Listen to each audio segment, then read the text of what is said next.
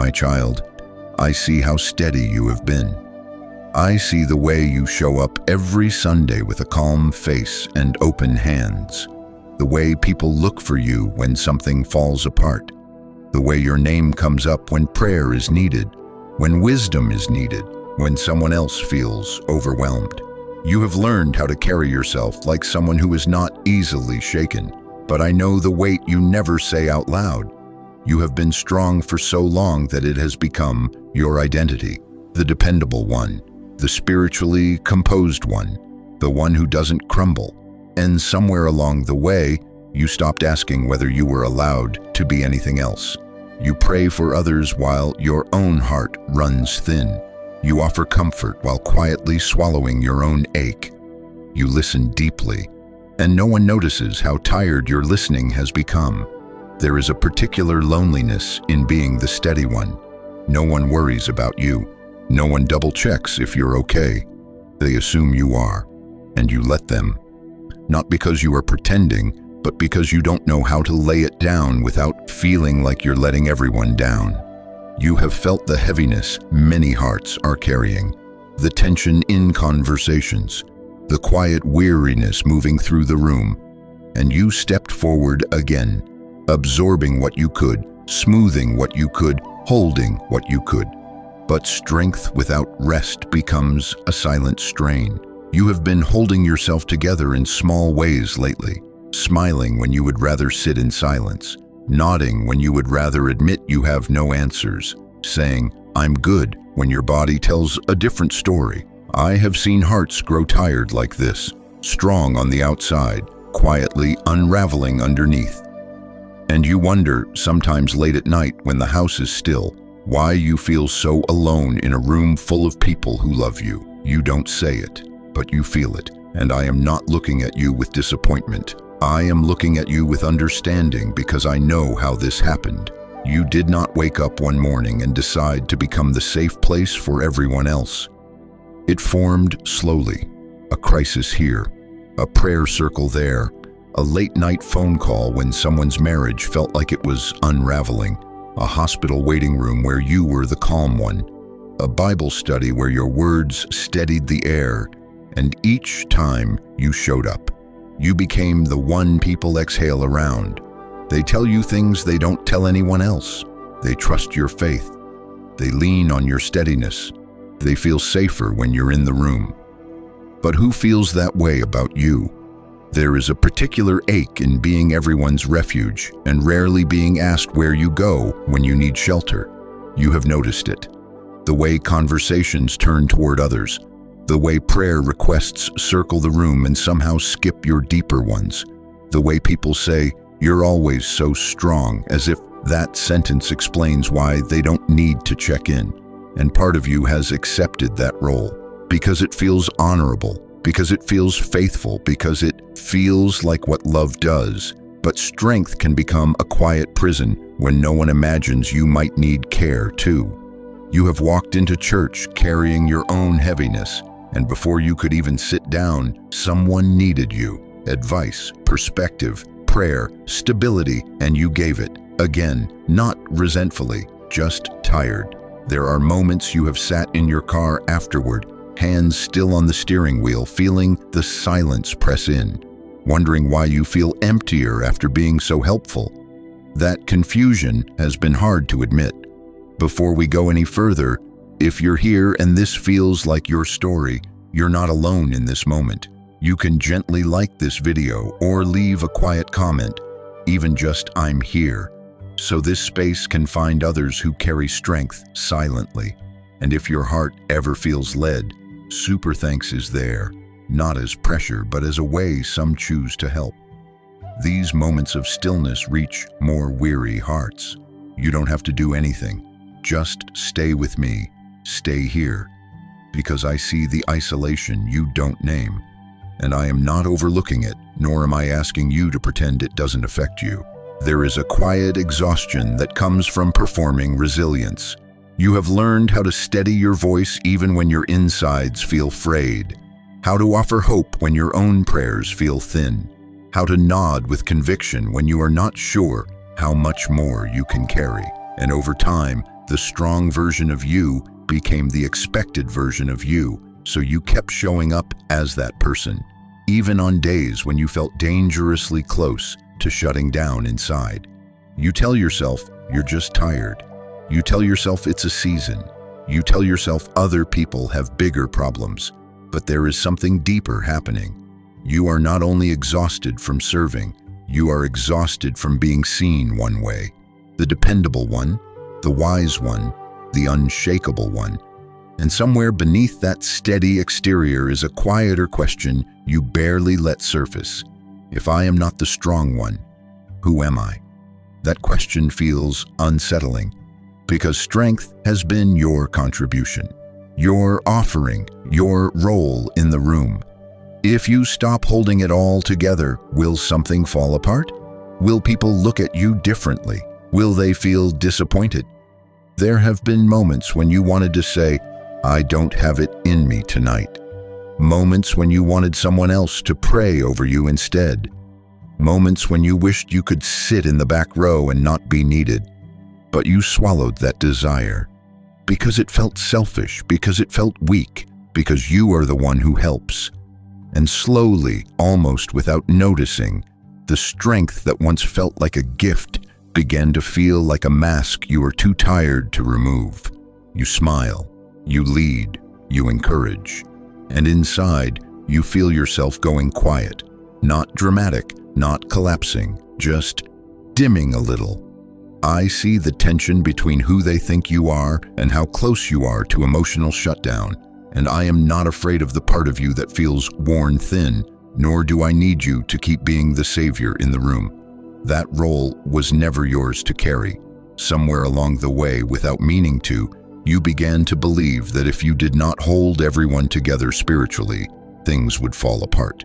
That if you were not steady enough, wise enough, prayerful enough, someone else's faith might weaken. You would never say that out loud, but you feel it. The quiet responsibility, the subtle pressure, the sense that you must be the emotional thermostat in every space, regulating the temperature so no one else overheats. And when someone is struggling, you instinctively move toward them. When tension rises, you smooth it. When doubt surfaces, you answer it. You step into gaps before anyone asks. It feels loving, it feels faithful. But listen carefully. You were never meant to replace me in the lives of the people around you. You are not the one who sustains their hope. You are not the one who carries their healing. You are not the glue holding their faith together. That weight you feel in your chest, part of it is compassion. Part of it is responsibility that does not belong to you. You can care deeply without carrying everything. You can love fully without absorbing every burden. You can be present without becoming indispensable. There is a difference. And your exhaustion is not weakness. It is a signal that you have been trying to do more than you were created to do.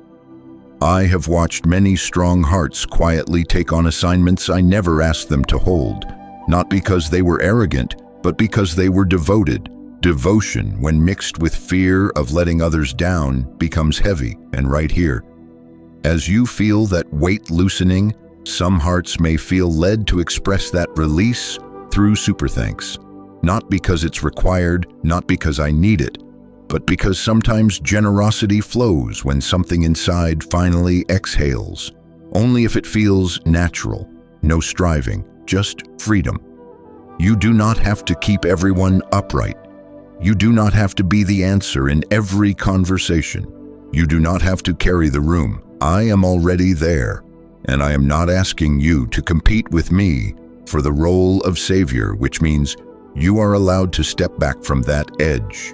You are allowed to let your shoulders lower. You are allowed to need. There is a vulnerability in even considering that. Because if you are the one who usually prays over others, who steadies others, who notices when someone is drifting, what would it mean to let yourself be held too? It feels unfamiliar, almost unsafe. You have grown used to being the pillar. Pillars do not lean. Pillars do not tremble. Pillars certainly do not ask to be carried. But you are not a structure. You are a soul. and souls were never designed to function without being cared for.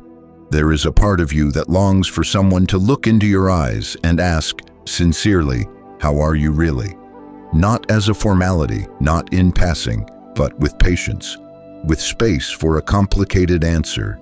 You have imagined what it would feel like to sit in a circle and not be the one with insight, to receive prayer without redirecting it, to admit that some days your faith feels quieter than it used to, and then you quickly dismiss the thought, because you don't want to burden anyone, because you don't want to shift the dynamic, because you're not even sure how to begin explaining the tiredness.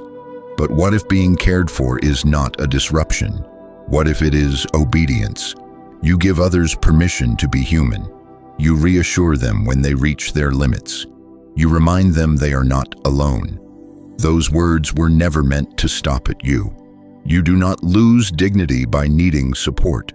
You do not lose authority by admitting fatigue. You do not lose identity by stepping out from the front of the room. There are quiet rooms of the heart where you have stored your own ache, believing you would tend to it later. Later has been a long time coming, and still, I am not impatient with you. I am simply near, closer than you realize. You do not have to be strong with me. You do not have to measure your words. You do not have to steady your voice. You do not have to make your prayers sound hopeful. You can come undone here. There is a difference between being faithful and being composed. You have confused the two for a long time. You believed that if you let yourself fall apart, even privately, it meant your faith was thinning. But tears are not betrayal. Exhaustion is not disobedience. Silence is not failure. You have been holding yourself upright for so long that you forgot what it feels like to lean. So lean here, not as a leader, not as the dependable one, not as the example, just as you, the version of you that is tired of being the emotional anchor, the version of you that sometimes wants to be the one whose hand is held, the version of you that whispers, I don't know if I can keep doing this. I am not startled by that whisper. I am not disappointed by it. I am not standing back, waiting for you to regain your composure. I am already with you in the unguarded place. You can tell me that you're tired of being the strong one at church. You can admit that sometimes you dread walking through those doors because you know someone will need you before you've even caught your breath. You can say that you miss being cared for without having to earn it. Nothing about that confession weakens you in my eyes. It makes you honest, and honesty is where rest begins. There is a quiet courage in letting yourself collapse where you feel safe. Not dramatic collapse, not public unraveling, just the soft admission, I cannot carry this alone. You were never meant to. You are allowed to cry without editing the sound. You are allowed to sit in prayer without producing words. You are allowed to receive without reciprocating. Let your strength loosen its grip for a moment. Feel your shoulders. Feel your breathing. Notice how much effort you've been using just to appear steady. You do not have to hold that posture here. I am strong enough for both of us.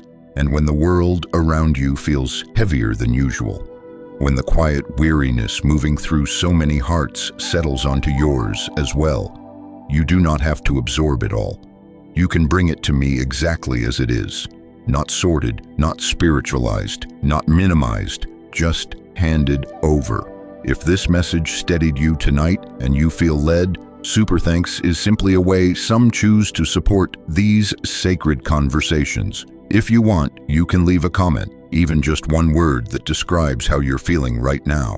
And if you'd like to keep walking in spaces like this, you can subscribe and join this growing community. There's also membership if you ever want to go deeper together. No pressure, just invitation. Thank you for being here in this quiet moment. You do not have to be strong with me. Just stay